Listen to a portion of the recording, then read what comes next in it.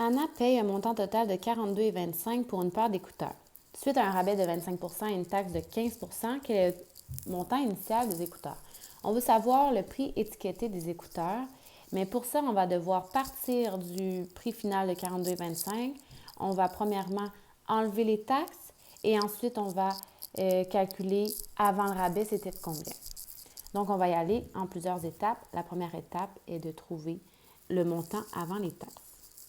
Et là, c'est important de bien faire l'étape des taxes en premier parce que c'est ce qu'on calcule à la fin. Vu qu'on fait l'inverse, on va calculer le montant avant les taxes en premier.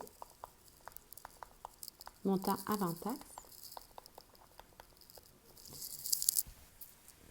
Les taxes, c'était de 15 %. Alors, le 42,25, c'est premièrement le 100 % après le rabais, plus le 15 % des taxes. Alors, le 42,25 représente 115 % de l'étiquette. 115 %, c'est égal à 42,25 $. Moi, je recherche le 100 %.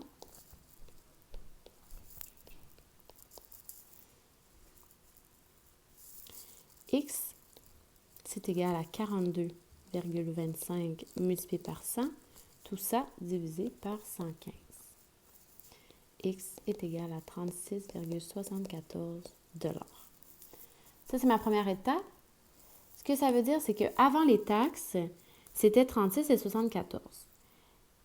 Moi, je veux savoir, avant le rabais, le prix était de combien? Donc, montant avant le rabais, on va utiliser une lettre différente, par exemple Y. Et je sais que j'ai un rabais de 25 %. Alors, le montant qui est inscrit ici, le 36,74 $, c'est le 100 % moins le rabais de 25 % qui est de 75 %.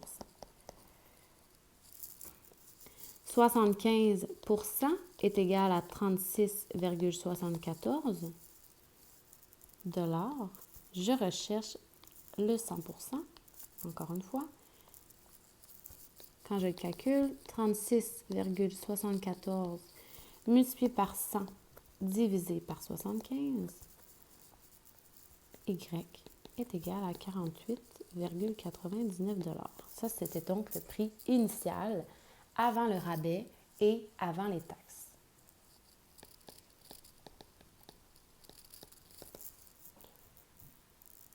Le montant initial était de 48,99 $.